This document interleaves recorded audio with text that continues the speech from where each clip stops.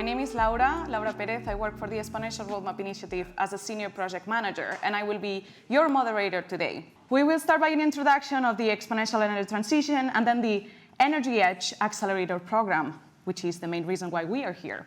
We're gonna move on to some of the pitches of our startups for the project, and then we will end up with a panel discussion with companies that have been joining us today.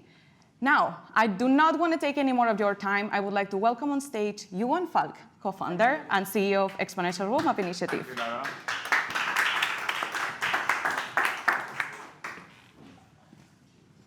Thank you. So great to be here. I'm so excited. I will talk a little bit about the power of exponentials, but first about our initiative, the Exponential Roadmap Initiative.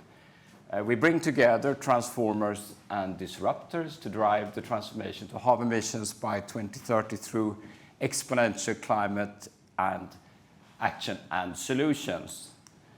And the foundation of the initiative, which was started around 2018, that is a carbon law which was published by Johan Rockström, our co-chair at that point in time. And it basically states that if you should have an opportunity to stay at around 1.5 global warming, we need to halve emissions every decade. And the most important halving is the first one, up to 2030. At the same time, we need to protect nature and build up the carbon sinks. Unfortunately, we are not on the right trajectory, so it's even a more critical situation to bend the curve and come down as quickly as ever possible. But to do that, we can't cut emissions just by focusing on cutting emissions. We need basically to scale solutions to shift out the old economy. And new solutions normally follow a so-called S-curve, an exponential curve. And we did a roadmap 2018, basically showing that the solutions to take us to the first halving, they do exist in all sectors, but they need to be radically accelerated. And we talk more about particularly energy as well, which we will focus in on today. And historically, we can see that most innovations follow this type of S-curves. They proceed as very, very slow in the beginning, but they reach a certain tipping point where you get so-called self-sustaining feedback loops. And they are growing incredibly fast following these exponential paths. So this is actually normal, but we tend to, as humans, really underestimate the power of exponentials. And that I can show here. If you look at electrical vehicles a couple of years ago, this is how we could see how it looked like. This is the percentage of number of new cars which are electrified.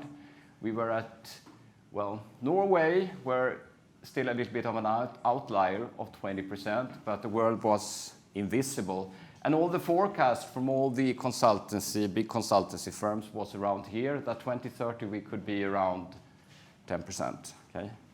So what happened next? Up to 2023, you can see that Norway is close to 90% of new sales. Sweden, which is a follower, is now over 60%. And on the world basis, we will have the same curve, where we're coming up to between 10 and 15% of new sales. Still, the forecasts haven't really been adapted, which is really sad because it can influence investment decisions. Now, our projection, what we already did 2018, was actually that we are convinced that we can reach 90% by 2030. We're absolutely convinced, and this will have a major impact on the fossil industry and the phase out of the fossil industry. But still, the forecast, as you can see, they are adapted stepwise. So I think that is really an important learning also when we're coming into energy. And in the energy value chain, our challenge is that we're following an exponential curve, but our mission is really to see how we can push that curve to the left, how we can make a pull-in of the curve. Because some of these solutions, as we will hear today, is in the introduction phase. So whatever we can do is to push it to the left. And some of these solutions, which we will talk about today, is at the edge of the energy network. We see that there is a power of actually accelerating these solutions because they can be truly disruptive and also then accelerate the more centralized energy systems by also creating a good competition. And some of these examples are, of course, solar, it's storage, it's heating and cooling, and it's demand flexibility, just to mention 4 of these key type of solutions. So that's what we're here for. Click, okay. And just to wrap up, to meet the climate targets, we need exponential scaling of existing energy solutions, which are on the ramp. And as Johan, our co-chair, was here yesterday, said, there is no safe landing on a linear journey. It's all about exponentials. We have solutions, they can be scaled and can get us a better outcome. Thanks for that. Thank you very much, Thank you. Johan. Thank you. Please, applause for Johan. Thank you very much. Thank you. I would like to just note very quickly on something that Johan has touched upon. As you can see here, Johan Rockström on the image, we had the honor to have him yesterday at Solutions House here with us. He was talking a little bit about the tipping points, where is it that we are right now? And I just would like to really, really emphasize on the exponential part. There is one part that, for me, once I read about it, it was really, really interesting, and that is that we humans, we are wired to understand linear progression. We feel comfortable with that.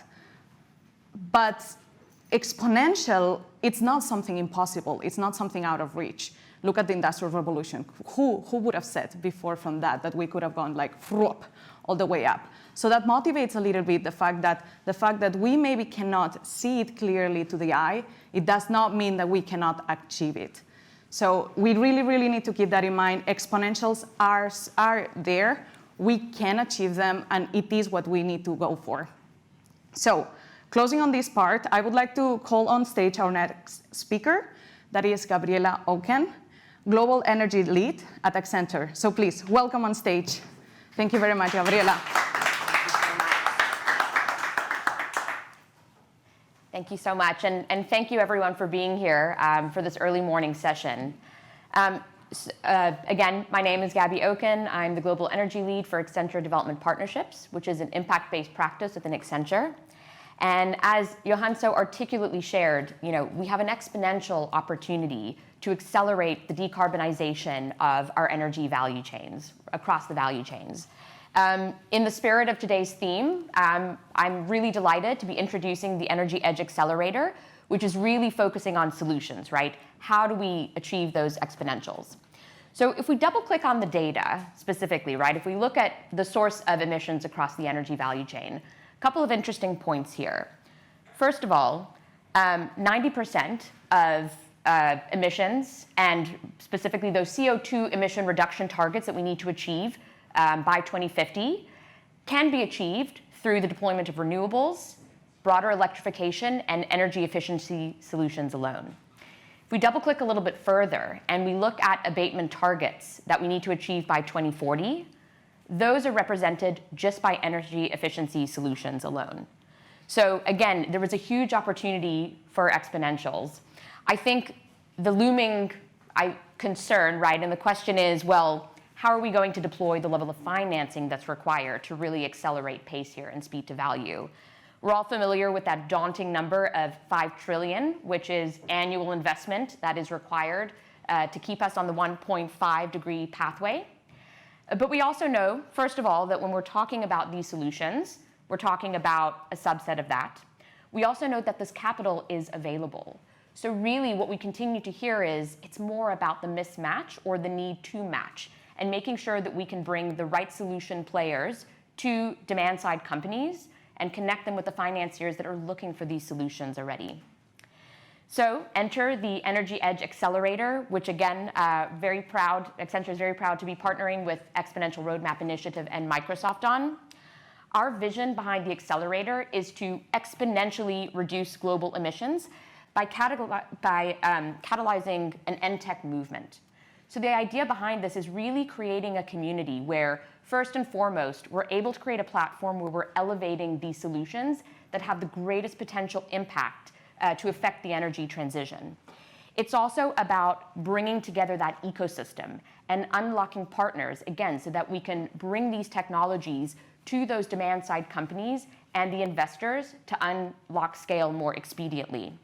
And also, again, by facilitating this across industry, right? When we think about the energy value chain, this is not something that can be siloed industry by industry. So really making sure that we're able to permeate this across industry lines.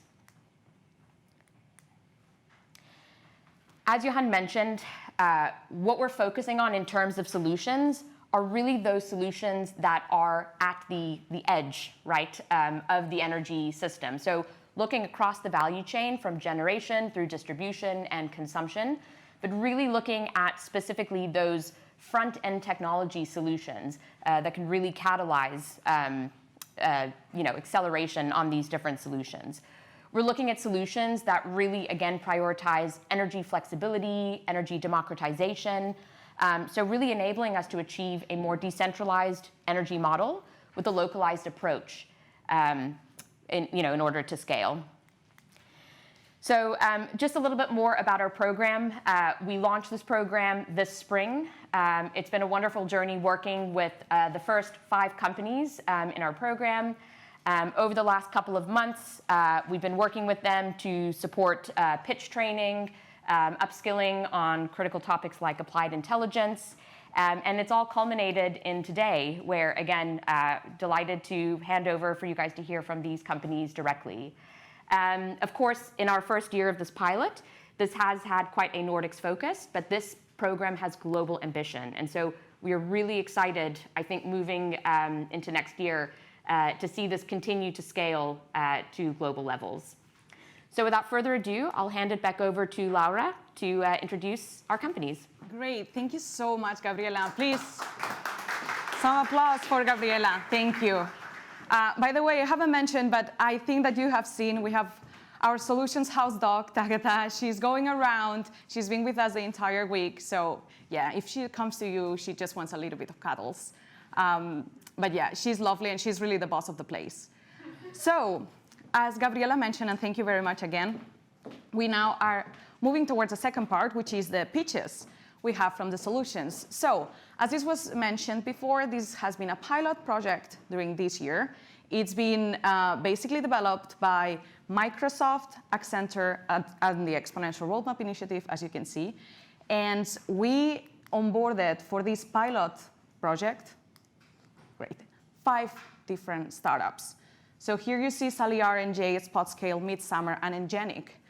Unfortunately, we could not have all of them with us here today, but we are lucky enough to have at least representation from 3 of them, which is great. So I would like to start by Fredrik Trumberg, CEO of Sally R. Welcome. Thank you very much. All right, great to be here, and an awesome opportunity, of course, for a kind of small but growing startup from Sweden to be part of this initiative. So we're absolutely happy to be here. And I'm also here this week as part of another program which is supported by the Swedish Energy Agency and Swedish American Chamber of Commerce. So double programs for me this week, which is all good. The Sally R, we're contributing to the decarbonization of real estate, and we're doing that by applying AI and software and algorithms to existing systems and existing buildings. And what we figured in the beginning is that, well, people are getting sick by breathing the ambient air and also the indoor air. And that is definitely a matter of fact in a city like New York, which is plagued by air pollution from traffic, from wildfire, from Canada, and all sorts of things. And this obviously affects also the indoor air. So we need to improve existing systems and existing buildings. But at the same time, obviously, buildings are heavy polluters. So, I mean, two-thirds of all the energy that we produce are wasted.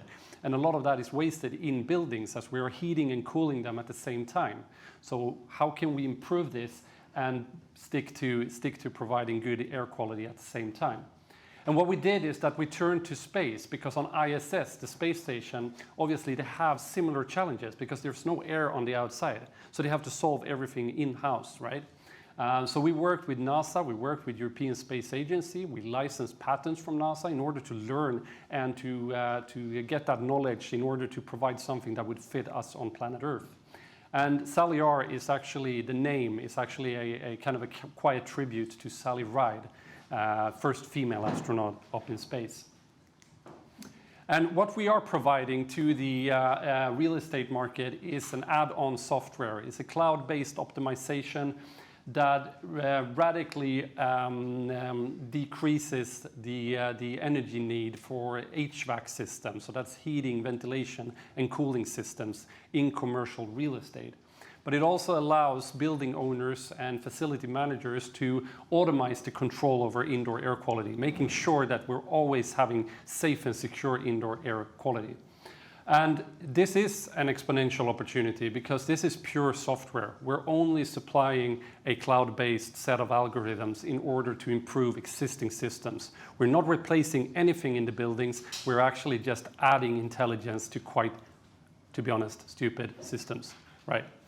So this is what we're doing, and this is the opportunity, and this is where we're at the moment. So we're working with the leading commercial real estate companies in Scandinavia. We're just starting in the UK, and well, I'm here, so we're hoping obviously to get our foot in the door concerning New York and the American market as well. But it's going very, very quickly, and that is partly thanks to these initiatives and these programs, and we're so happy to be part of that. So thank you very much, and please grab me if you have questions afterwards. I'd be happy to answer anything. Thanks. Thank you so much, Fredrik. Thank you. Thank you. And of course, please remember that we will have the mingling opportunity right after, so do not lose sight of Fredrik. Now, moving on to the next one. So, as mentioned, it's not so easy to come to New York, right? And we are sustainability business here. So one of those companies could not make it here, but wanted to be part of this. So we have the video from Katarina Nylander, who is the executive board member at SpotScale. Let's hope for the video to work. Most of our buildings when energy consumption was not a problem. That's why we have a built environment that consumes as much as 40% of our energy today. SpotScale scan buildings by drone and take images that we process into a 3D replica of the building, as well as running algorithms on that data to detect energy leaks and concrete cracks. Previous methods for finding energy leaks include the thermal camera and manually taking images and deliver a paper report. For large and complex buildings, such as industry buildings, this becomes problematic. We solve that with drone capture and automated data processing. Billions of pixels are processed on our cloud and overlaid with thermal information. The building owner then gets a clear view of energy leaks in a detailed 3D view. As much as 10% of energy costs can be saved with correct insulation. Previous methods for concrete inspection include climbing, scaffolding, and hours, even days of manual inspection to find the smallest cracks down to 0.2 millimeters. That's when water can start to damage the concrete. We solve this with drone capture and automated data processing as well. Our algorithms marks cracks, spalling, and visible rebars in a 3D model for the infrastructure owner to analyze and take action. The results are used to plan renovations and predict where maintenance is needed. Our contribution on the energy edge lies in prolonging the life of existing buildings and infrastructure. We market our technology through our partners' inspection programs, such as Core Smart Drone and Kiva Intelligent Inspection. The potential to scale exponentially lies in the amount of buildings and concrete structures already built in the world today. Katarina, I hope that was clear. I hope surely that it was also okay for our online audience. As mentioned in this case, Katarina could not be here with us, but we recorded this video previously, and now here she is. Now we're going to go to our next one, which is Midsummer, but unfortunately he's still stuck in New York traffic. So I do need to apologize for that. We will need to skip this section just for now, but we know that he's coming as well. So in case you do know the company, please reach out to him. He's gonna be here for the mingling part, etc. So I do need to apologize for that. Mapem, if we can just skip the slides. And that actually brings us right on time. So we are good again. We could cut a little bit here. So next part. As mentioned, we're having now the panel discussion. Basically, what has happened so far? We have had a little bit of like an understanding of exponentials. Why are they important? Exponential scaling, great. We have taken that into the Energy Edge pilot project as of now. We have presented the startups that we have been working with, and now we're wondering, what does industry have to say? What do big companies have to say about this? Can they support this type of startups? So to answer all of these questions, I would like to ask all of our panelists to come. Now, the panel that we're having now is extremely high level. I don't think I even sit in a position right now that I can even present all of them. So I will call all of you by your name, all of you together to join me on stage, and I will allow you to introduce yourselves. So please, if we can just start with all the applause in the world, I would like to have on stage Patrick Nylander, Andreas Arens, Anna Thron-Holz, Enrique Alvarado, and Emil Damgaard. Welcome on stage. Welcome.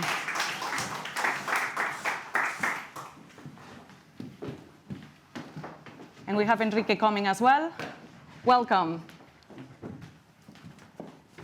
So yeah, as you can see also in the screen, we do have some very, very big names here. So Andreas, if you don't mind, just where are you coming from? What do you do at your job? Yeah, so my name is Andreas Arns, and I lead the global climate agenda at IKEA. We do home furnishing and including furniture. So I keep together the total impact of IKEA business on climate change, trying to keep the line 1.5.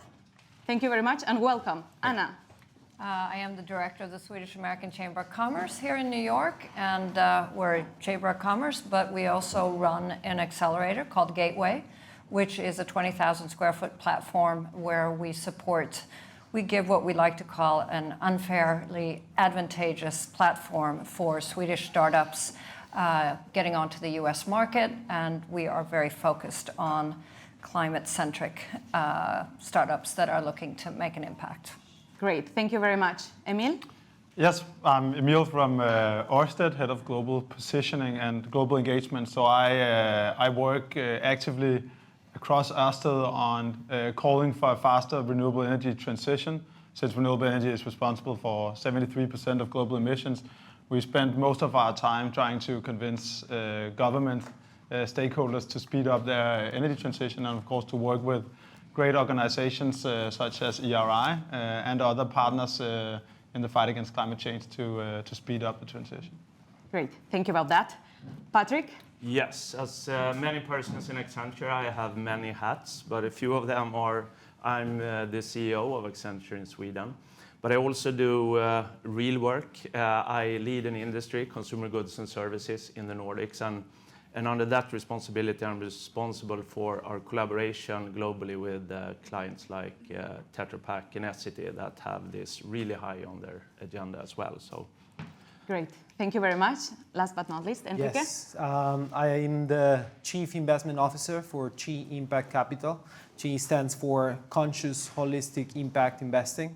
We do this in, as we said, the best way we can in terms of holistic approach to our investments. So trying to understand the needs and trying to focus on how to frame an impact around the business that they are creating. Great, thank you very much. So now we know our panelists right now. I will start asking a few questions. Please, as just some ground rules, feel free to interrupt. This is a panel discussion, it's a conversation, we keep it simple, we keep it fun. So Andreas, if that's okay, I would like to start with you. So you work at IKEA, you come from IKEA. You have heard about a couple of startups that we have in this specific accelerator as of now. So from IKEA's perspective, do you see a potential where IKEA could implement solutions like this that come from startups? Definitely. I mean, generally from startup, this is where we find the new solutions, where we need to find new technologies in production. We have how to phase out natural gas or coal, etc. But specifically on these solutions as well, I do see a potential. I mean, 2% of our footprint today is coming from IKEA retail stores and other buildings as well. And the solutions here to improve energy efficiency, I think it's a good way to either offset the extra expensive to buy credits for renewable electricity. Also a way to reduce renewable heating or like footprint from heating, because that's more difficult, far bigger investments. But another potential as well, which I think I would catch up on the Sally R and the software, you also have many leased assets. So where maybe we as a company, we don't own the buildings where we operate. So maybe we can get the owner of a building to implement the software, which will lower our electricity consumption as well. So there are many potentials. Just a follow-up question on that one, something that I'm thinking also, because, so as mentioned, we're having these startups right now, but this is not stopping here, right? Like we will be having this project next year as well, and we do have some startups in the pipeline as well. Can you talk a little bit, just on a very high level note, what are the renewable energy solutions that right now IKEA is implementing, just to give an idea? Yeah, quite many. I think overall, I mean, we started with securing 100% renewable electricity, both for our own operations and our suppliers. Now we're looking mainly into manufacturing and, of course, the buildings. But when it comes to manufacturing, we've been phasing out coal until 2025. It looks very promising so far. Few pieces left. But when we're looking to the next step, we need to actually phase out natural gas completely until 2030. And then it's mainly in textile industry, very heavy on steam. We have all glass production. We have a lot of glass bottles here. I mean, that's driven by natural gas. We need to electrify those furnaces. Ceramics, it's also heavy natural gas. How do we do ceramic kilns? And we have a lot of surface coating for everything that's metal as well, where we also need to phase out natural gas. So any solutions here is really welcome. We're trying things such as green hydrogen, biomethane, electrification, etc. And that is where startups need to come in. We need to find these new technologies to really bring these new solutions to make the impossible happen. Great. Thank you very, very much. I would like to move now to Emil Ørsted. Ørsted has actually a very, very interesting business case. You started with a business model, you decided to turn it upside down, and then go with something completely new. And now you, of course, are in renewable energy business. So question, from your perspective, Ørsted, what would be the top 3 most promising recent advancements when we're talking about energy technologies that you can see? Yes, that's certainly a big question. Yes, it is. I would like to focus on the renewable energy technologies, but also some of the enabling innovations that helps to drive them down in costs. We're speaking about, Johan mentioned the kind of exponential curve that we want these technologies to pursue. So one thing is the technologies themselves, but it's so complex with the entire energy system. So it's not only about the single technology, but also about how you operate it, how you design it, how you pull it apart afterwards. So I might be biased because Ørsted is the world leader in offshore wind power, but I think I have to mention that the advancements within offshore wind power, they are amazing. In 1991, so a bit more than 30 years ago, the former Ørsted, constructed the world's first small-scale offshore wind farm. And back then, the turbines were 0.5 megawatts. And in comparison, today, the turbines that we are going to install, they are around 15 megawatts. So that's an increase of 30 times in 30 years. And that is quite a lot. And that is, of course, something that with that scale, and the turbines, they are so big now. So if you look out the streets here, many of those skyscrapers here, they would look quite small compared to the turbines we install far out at sea, of course. So in offshore wind power, amazing kind of technological innovation that has happened there. And I would like to mention a few of the supporting technologies and some of the things that we are at least testing. And not necessarily each of them in their own are not among the biggest, but for instance, an unmanned survey vehicle that we use to explore seabeds to find out what are the best conditions for putting the turbines. If we can do that with an intelligent unmanned drone out at sea, we can save time, we can save money, we can do things more efficiently.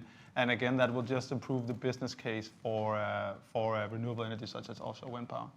Thank you about that. And actually, just something as you were talking, I was thinking, I'm not sure if you have had the opportunity of actually seeing a truck that is transporting the blades.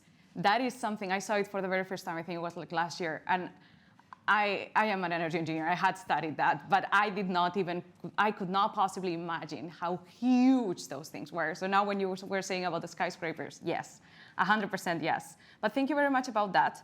Now I would like to maybe throw in more of a general question, right? That is collaboration. When we're at these events, Climate Week New York, collaboration is one of those keywords. It gets said so many times. But now, from your perspectives, all of you, what do you think that can be done from your expertise, your position, where you're sitting down at the moment? What can be done really to make that research institutions, governments, that we can really, really get together and that we can stop saying that collaboration is needed? What do you think that is necessary? Would somebody like to start? Enrique, Well, go ahead. I can just say that Yes. the support from the householders, the support from everyone that is using energy in different ways, and understand how you can manage and storage and produce your own energy is also a key.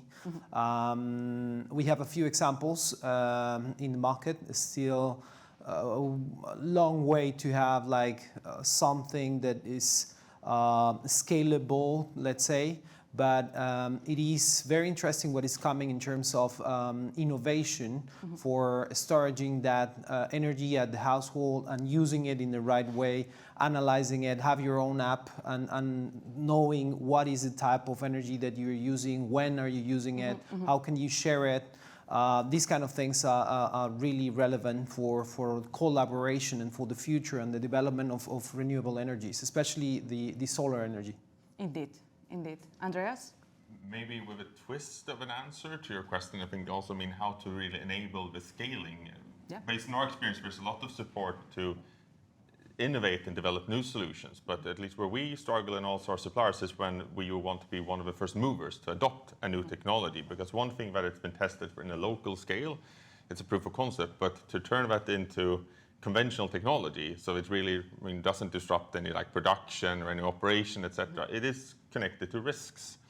And extra additional funding to cover that risk would be very needed to actually scale the technologies as well and really get that economy of scale. Because it's a lot of uncertainties and you don't want production stops just because you were first one to test a new technology. So that is very needed, not to go from innovating new technologies, but really secure that we scale them. That extra support is needed from many governments. Yes, absolutely. Would you like to add something else, or should I? Yes, I would like to add something on what companies can also do as well. Of course, if there was a very easy answer to your question, then we probably wouldn't even be sitting here, right? But so it is difficult. But one thing that we have also acknowledged in Ørsted is that we need to spend much more time in the kind of venture field and with the early stage innovators, because I believe that one of the reasons why we haven't been doing so far is that the larger a company gets, and we are a state-owned renewable energy company, though they don't control anything in the business, then you kind of get this big company mentality where you sometimes forget a lot of the great startup ideas, and they're not merited in the same way. So that's why we are so dependent on going out there and see what's happening. So that's on ourselves, and we have great teams doing that now and kind of scaling up our work there. And then it was also mentioned that governments, they need to do more in acknowledgement of the challenges there are for kind of early stage technologies where there are sometimes not even a market. That makes it very difficult for us to attract investors for the technologies that aren't yet in a scale, because the business case is different. How to count that in a market that doesn't yet exist, for instance, for renewable hydrogen, where no one knows how it will look like in 10 years. So governments, if they are serious about their climate targets, then it needs to be more than gigawatt targets for energy or reduction targets. They need to support that with kind of specific early stage support capital, for instance. Yeah. I would like to take on something that you mentioned, that is if this would be solved, we wouldn't be here. Completely right about that one. It's a little bit of the beauty of these kind of questions, because then you get to spark some ideas that we kind of give the opportunity to be highlighted. That is, there are things sometimes that they are obvious that we take for granted, but sometimes it's very good to hear it from the professionals, the experts that are actually sitting on there, so that they can say okay, this is what we're dealing with now. So maybe we should address that, because you never know in the audience, who could be watching at the moment, who could be listening and could get something from there. So thank you very much for that answer. Anna, I'm looking to you now.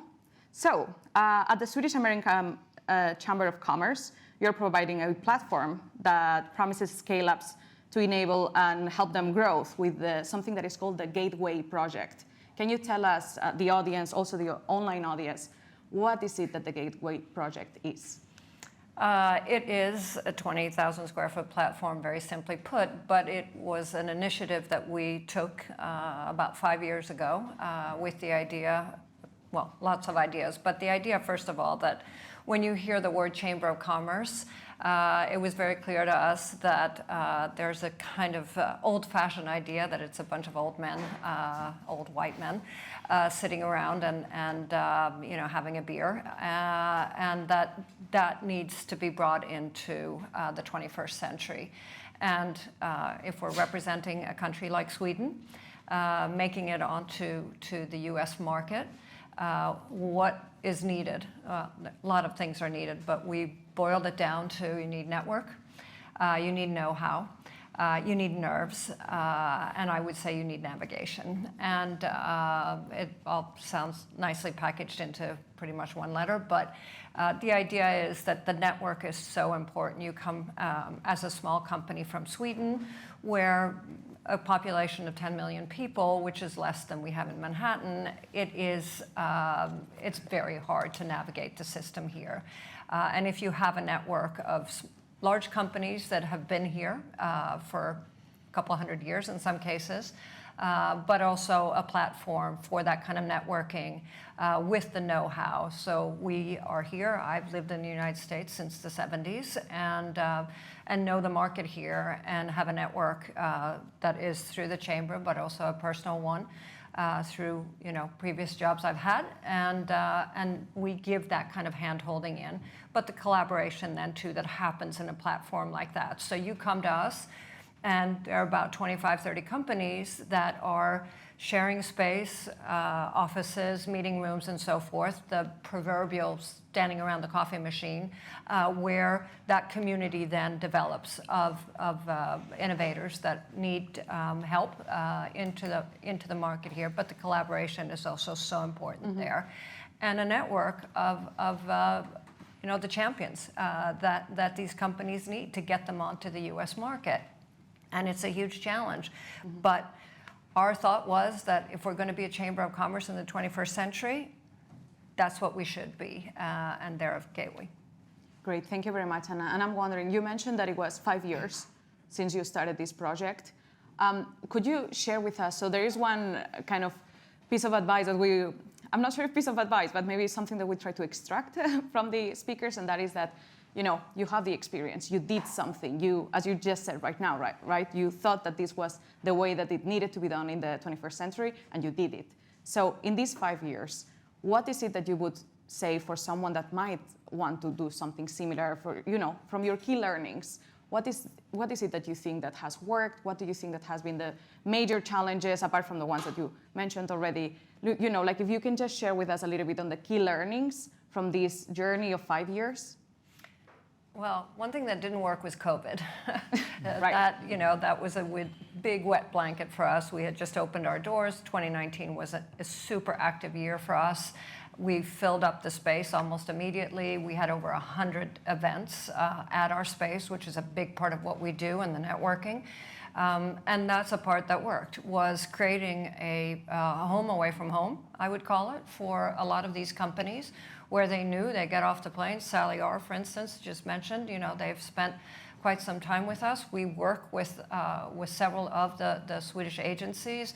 Energimyndigheten, which is the Swedish energy agency, is a collaboration, and our current one is called Skyline, and it is a way of bringing prop tech companies onto the US market. And putting that ecosystem together has worked really well. And I think we actually offer a very unique product that way.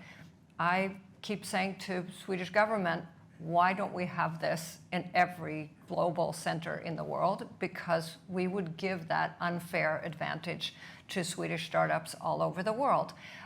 So that, I think, has really worked, is getting the buy-in from the large companies, that needed to finance this, that needed to trust it, and that also understood that a platform like this was really advantageous to them too.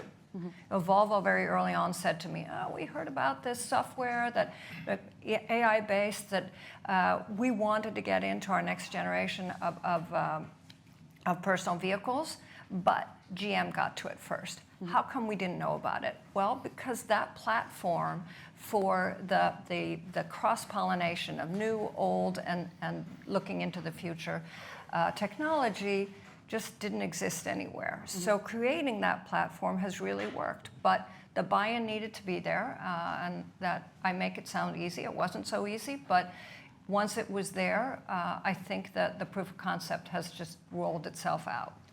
Great, thank you very much, Anna. Much appreciated. You have mentioned as well on the financial side, Gabriela also mentioned before on the need for the financial part. We really want to accelerate this energy transition. So now, talking about the financial side, I'm talking to you, Enrique.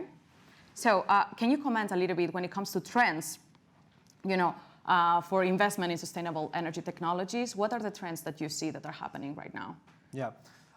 There is a few things that are happening, not just in the places where we are coming from, European countries, but also in the global south, that are really examples of how can we develop a solution for using renewables, right? Like I'm gonna use specific names. Bamboo Capital Partners is investing in places like Haiti and Madagascar, with companies like BBOS doing the whole system for energy consumption a commodity, something that is easy for people to plug and play. They use solar panels, they have their batteries at home. They can actually analyze what is the type of energy they are using, like meaning if you connect a cell phone or you connect internet or you connect different things, and you can analyze how much of that consumption you need to use over the day. So, and that's the global south, right? Like that's solutions that are existing.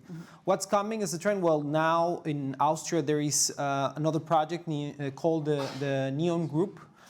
They do this decentralization of energy consumption. So you can have your own battery at home and you can share your energy different times of the day. You can analyze and coordinate everything from your cell phone. It's very innovative, it's very interesting. It's, like I wanted to put those two examples because those two things are happening in different places. And it should be more like shared, the way you can actually get involved to these actions. What is coming in the future? More and more use of energy from the perspective of the householder. How can they reuse this energy? How can they sell this energy? How can they analyze their energy? How can they consume their energy in a different way? And produce it, of course. Yeah, I think that's in general what we will see in the future. Great, thank you very much. And also, from your perspective, a little bit of a follow-up question, because you were mentioning Global South. That's a very, very interesting point that you raised there. As mentioned, Gabriela mentioned on how much is needed. From your perspective, what do you think about the capacity of capital? Do you think that the capital is there, or is there a lacking of capital? There is a lack of investors interested on putting money there because of perhaps a misconception of the business that they can have, right? I believe that yes, there is still a lack of interest, and they don't understand it well. Yeah, I mean, it's how can I answer to that? Like what we need is more investors that want to take the risk, because it's also an opportunity. It's a huge opportunity. Yes. And basically what you can see in these places is a leapfrog of technologies, right? Like, so you pass from not being electrified to now use renewable energies. Like, wow, right? They don't even get these, like electrification and all the costs that this means for governments and for the whole industry. They just go from zero to solar energy.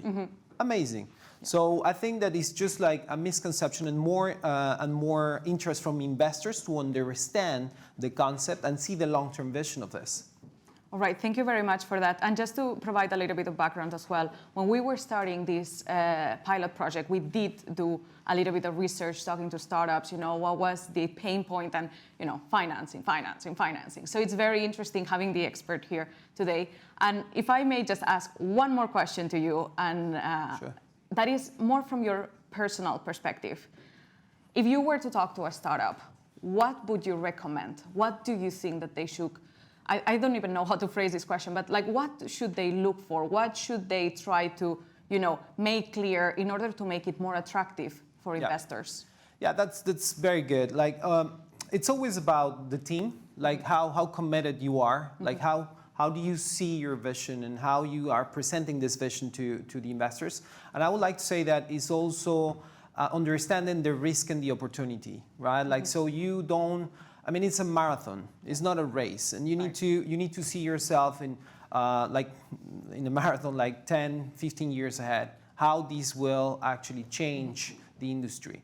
And if you present a business case that is just we're going to have profits in 3 or 4 years, it's going to be challenging. You need to think ahead, right? And we are going to invest also in other startups. We're going to do presenting cases that are changing the industry conception. That's what we need, people with vision that are secure about that vision and that said, I'm going to run the long term of this, 10, 15 years, 20 years, and let's see how we end up.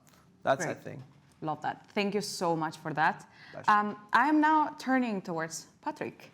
Hello. Hello.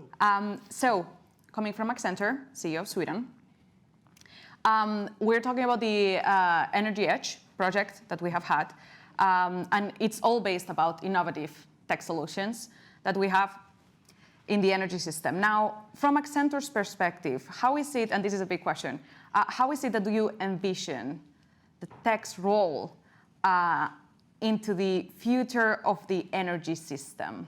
And reminder that we're talking about the downstream part of it, because energy systems can be everything. We're talking the downstream side. Yeah.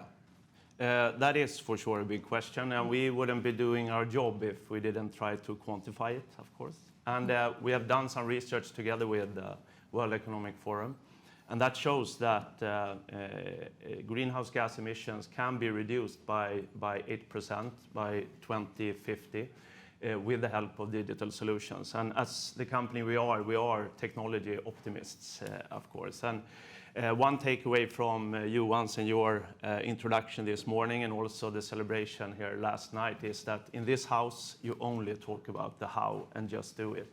Because I think there are a few areas such as in energy transition where it's so clear why you need to do it and also what you need to do. It's only to ask ChatGPT of how technology can help, and you see it's basically all aspects of this transition. So how do we see it? I see it as being Accenture being the third largest private employer in the world, and the only thing we do is to work with tech-enabled change. I think we even have an obligation to participate in these types of collaborations. So I think it's a great example where we work together with a strong technology partner like Microsoft, and we work with experts and leaders, credible experts and leaders such as Exponential Roadmap. And that is what we see as the important thing here to get this going. So, because it will not happen by itself. We can do all these, how much the potential is, but we need to find the mechanisms of doing this. And I think this is a great initiative. Hopefully we can now also see some successes and be able to scale it geographically and into other areas as well. So then I think we can make a change here. Great. And quick follow-up question. You mentioned, and you're completely right, Solutions House, all about the how, all about the what's behind, the workers behind this. How is it that they managed? So can you give an example from Accenture's perspective? How have you leveraged these technological solutions when it comes to the energy transition with your clients? Yeah, but I think I would expand the question a bit, because I think we have a unique possibility now to have this exponential change that you were talking about, Johan, here. Because based on the disruption that have happened last few years, many companies are now working to make their supply chains and value chains more resilient. So they simply need to be able to be profitable and adapt even in volatile situations. So, and what does this mean? Yeah, it means that they are now developing data models that runs across the supply chain in order to have real-time and even predictable insights in the value chain, and also to be more to be able to adapt also in this value chain. So what can we do then from a sustainability lens? Because many of these projects have a financial perspective on them.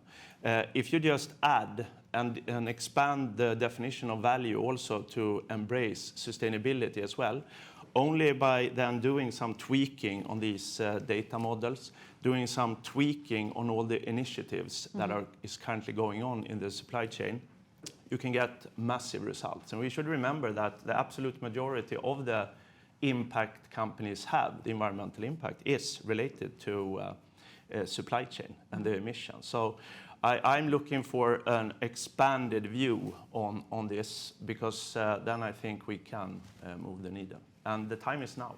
The time is now for that. Okay, one more follow-up question. It's just like you have such a, I would say, strategic position at Accenture. So from all your experience with clients, from your perspective in all your work that you do, what would be your recommendation for those startups, the ones that maybe they might join the program for next year?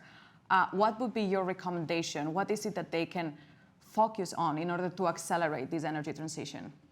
Yeah, but I think you did it well in the pitch here as well, because it's about the scalability in the model. You become so much more interesting as a company if you can see this exponential scalability in the model. So that's what I would emphasize. And if that happens, you will be attractive for capital. You will be attractive for projects like our project we're now doing.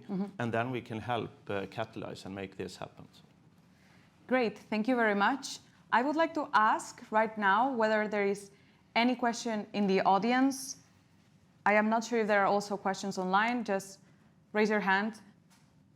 If not, I will move on. Oh, I see one hand. So can we please get a mic? Thank you. First of all, thank you guys very much for taking the time to speak with us today. Emil, my question is for you. I wanted to go back to what you were saying about government support for emerging technologies, and I was very curious. So I'm getting my master's in sustainability management at Columbia and focusing on renewable energy policy reform and things that we can do better. And so from the private sector perspective, what would be realistic policy incentives that you could see to help sort of bridge the gap between emerging technologies and, I guess, ability for capital to help sort of promulgate those technologies? Yeah, really, really good question. And good line of study you've chosen at Columbia. Congrats with that. I think there are some macro policies, of course, obviously, that are, you said, realistic. So how realistic what I'm talking about now is, that depends on the country you're in, I believe. But of course, having a kind of long-term, transparent price on carbon is, of course, extremely helpful.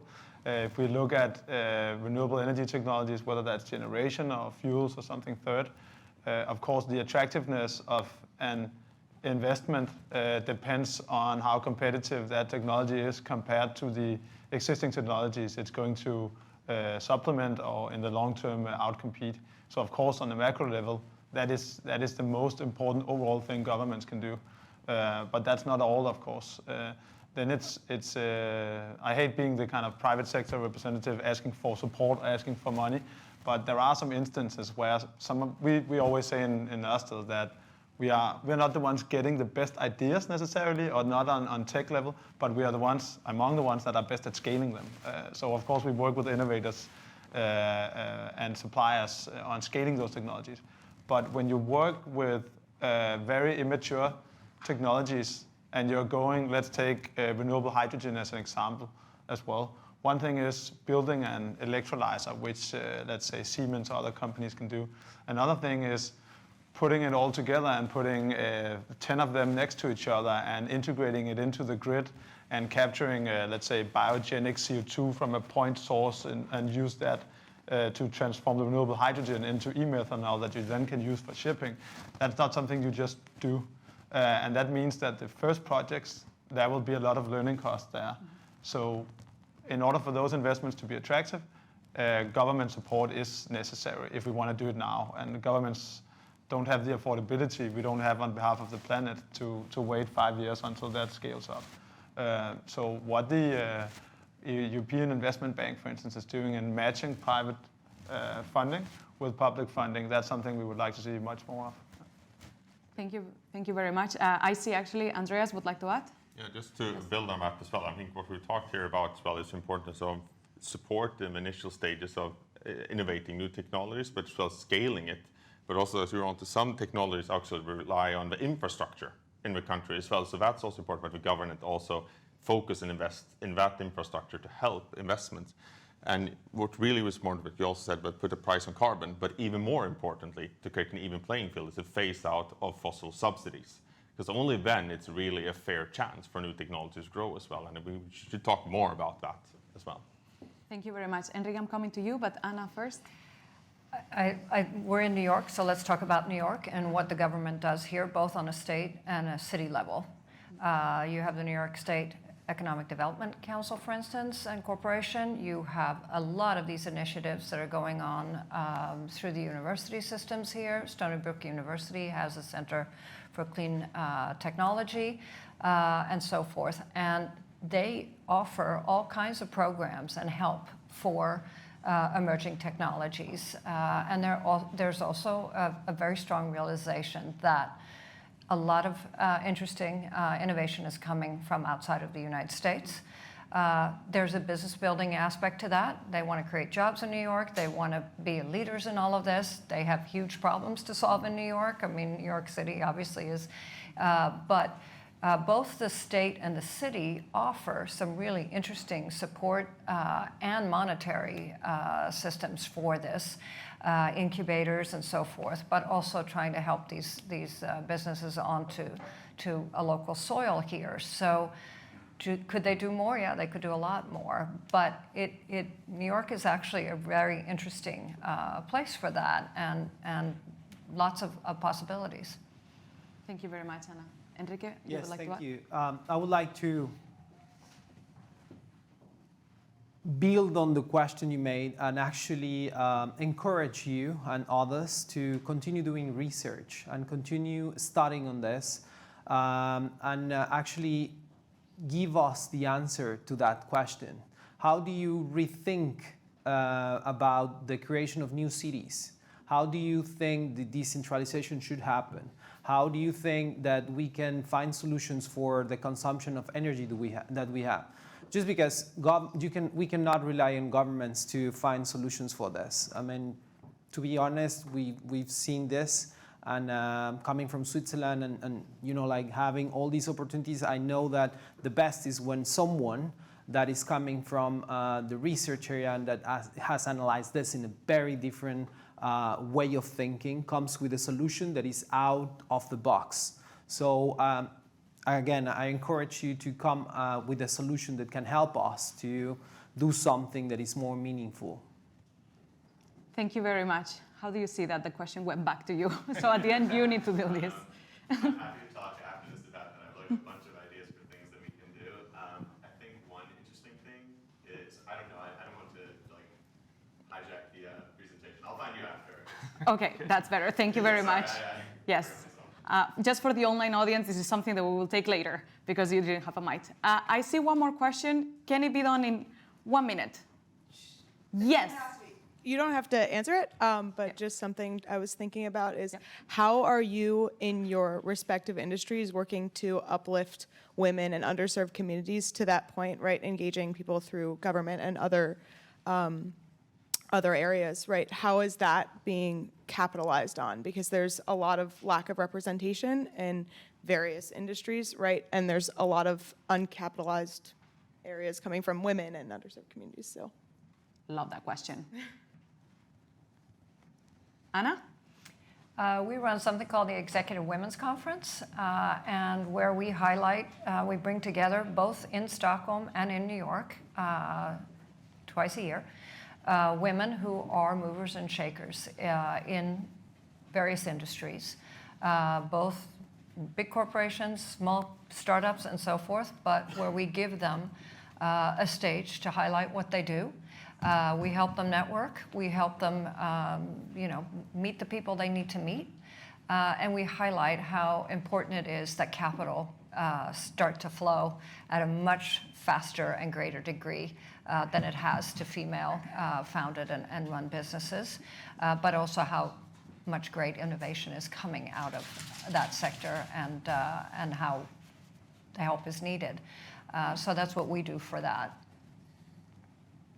And I can also respond what we do in Accenture as well. So we are now 738,000 people, but and we are on the path now to become 50-50 in terms of gender by 2025.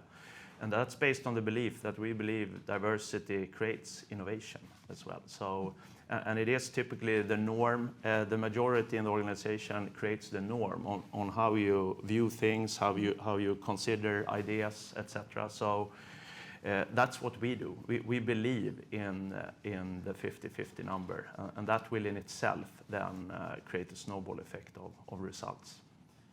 Great, thank you very much.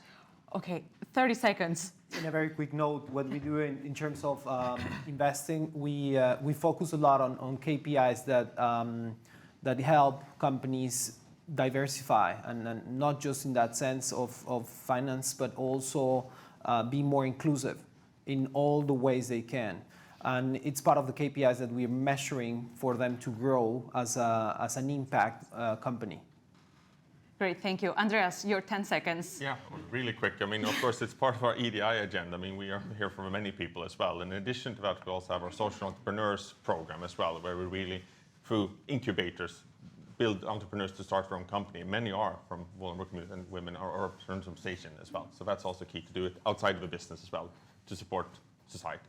Thank you. Emil, 5 seconds. Diversity targets we are living up to, supporting women in entrepreneurship and engineering campaigns, and also leveraging our female leaders even more to create more role models. Great. Thank you very, very much. Love that question to be the last one.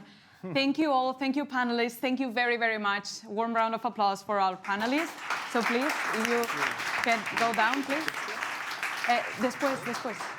Okay, so we have 5 minutes left. With these 5 minutes, sorry, if I may just ask you, sorry, thank you. Mapem, can you please support me and put in the slides, first of Midsummer. We were lucky, we got our speaker from Midsummer, made it through the New York traffic. So welcoming on stage, Eric Olson, Head of Corporate Development at Midsummer. Welcome. Thank you very much. Yes, traffic can sometimes be an issue. It took me 4 times as long to get here this morning than yesterday. Midsummer, we are a Swedish producer of solar panels, 90% lower carbon emissions than any other panels in the world. Probably the cleanest source of energy that you can find a source on a global area today of all commercialized technologies. We have installed hundreds of houses mainly in Sweden, but also on a global space. And here is a few examples on how the houses can look like with the solar panels on top of it. So it's not just very sustainable, it's also very aesthetic. Here's another house with a steel roof, and here's a classical commercial industrial building with light, large, bold panels. So they are low weight, they are very sustainable, they are LCOE competitive, and they're very easy to install. So all that sense, it's what we've been driving on customers. And we are also fully vertically integrated, which is a very big difference compared to the rest of the industry, who are dependent on the Chinese manufacturing with the different pockets there of the value chain. We buying the raw materials basically from the periodic system, make them processed raw material, building our own machine, production machine, the dual machines there, cells, modules, and actually install them on the roof. This is the heart of Midsummer. It's the production process machine here that we developed ourselves. It's modular, minimal clean room, and right now with that one, we can really produce the cells to such a lower carbon impact than anybody else in the world. Everybody's trying to get rid of the coal and natural gas. Using renewables is obviously the area where we face. And we heard before about the wind and hydro a little bit. They are great, but our is greater, and also a lot better than the regular silicon ones. We've been around here in Sweden for a while, so we sell panels from our current fab, but we also last year signed a lot of offtake agreements with large solar companies, large roofing companies in Europe. So right now the order books is very busy. So now we're trying to scale up our process. We have a small fab in Stockholm, Järfälla. We are in the finalization of establishing a fab in Bari that will be up and running probably by the end of the year. Then those panels will be certified and fully built out during 2024. We're doing the project engineering work here for another large-scale fab in Sweden that we just this summer received the EU Innovation Fund grant for. So this is largely financed already, but that's something we're working on to finalize the financing. And that will be the world's largest thin film solar manufacturing plant in the world. And after that, we're also looking forward to new places to establish here in production. And one of the places would be obvious course would be here in the US.